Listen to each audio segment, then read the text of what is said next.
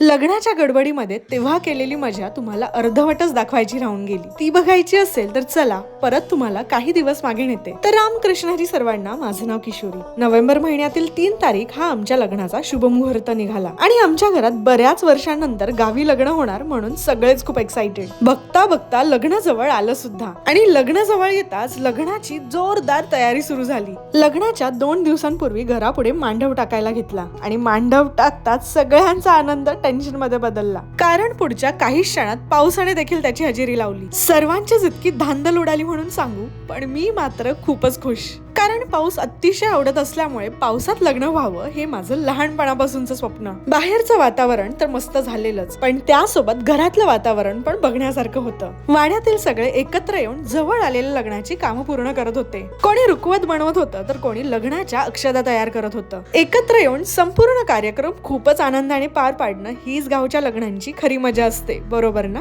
आणि हो, आजच्याच दिवशी मी वाईतील बेस्ट मेहंदी आर्टिस्ट कडून माझ्या लग्नातली मेहंदी सुद्धा काढून घेतली. आता मी ती मेहंदी नेमक्या कोणत्या थीमवर कोणाकडून काढून घेतली, लग्नाला माझ्या पाऊस पडला की नाही व लग्नाची येणारी संपूर्ण मजा बघण्यासाठी फॉलो करायला विसरू नका. भेटूयात पुढच्या व्हिडिओमध्ये. तोपर्यंत रामकृष्ण हरी.